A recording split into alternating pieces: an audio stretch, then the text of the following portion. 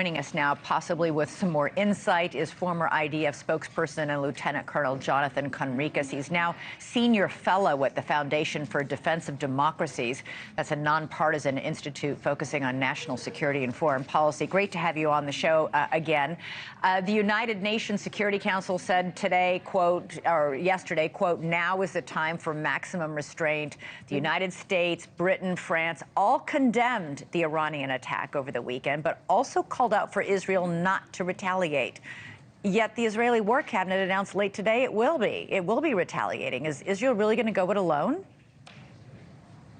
Hi, good evening. Thank you for having me. You know, it's very difficult to take serious anybody saying, Israel, be happy with the fact that you were able to defend yourself with the help of others as well, and don't strike back against an attack of this magnitude. I can understand and appreciate that countries far away who do not have their civilians within the crosshairs of Iranian terrorists would say that. But for Israelis, I don't think that that really is an option.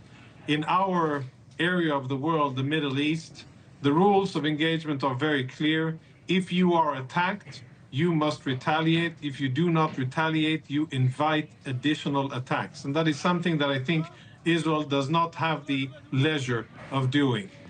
So what I think will happen here is that Israel will answer Israel will, first of all, be restrained, and it will take its time. This won't be any rash decision where Israel will lash out and use its significant military power in order to strike random targets, but rather a systematic approach towards Iran's ability to continue to fund and to equip terror organizations in the Middle East. Okay, so because there's reporting that a counterstrike could happen as soon as tonight or tomorrow night.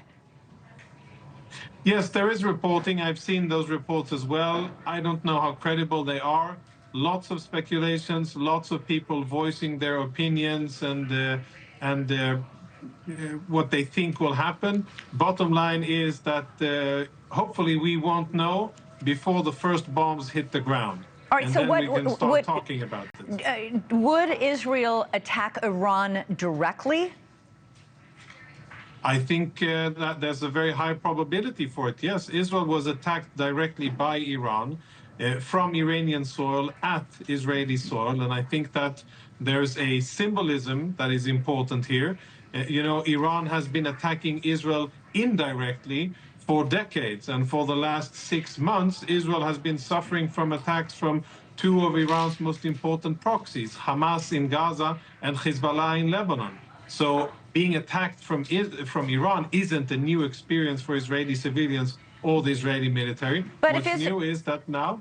Right, but if Israel attacks Iran directly, isn't Israel risking a wider war in the Mideast? Well, I actually think that if Israel doesn't strike back at Iran, and if Israel doesn't send a very clear message to Iran that this aggression will not stand, I think that Israel will be inviting more and more attacks like this. And that is something that I think after October the 7th, Israel cannot tolerate. And I don't think that anybody can demand that of Israel. You said yesterday that Israel would retaliate, quote, in a smart way and coordinate with the United States. The United States is saying, stand down.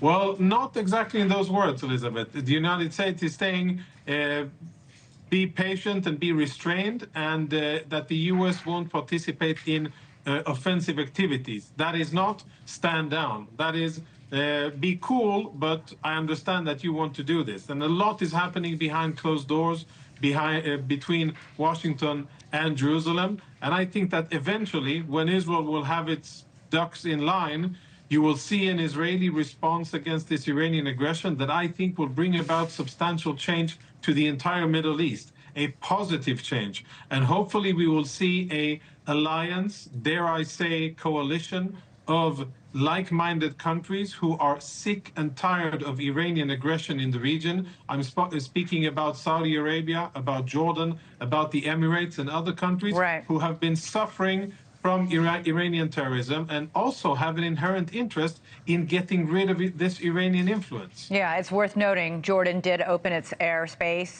to defense of the Iranian attack. Iran has no friends, very few friends in the Middle East. Probably its only friends are Russia and China. Lieutenant Jonathan Conricus, great to have you on the show. I'm sure we'll be in touch as these next few days play out.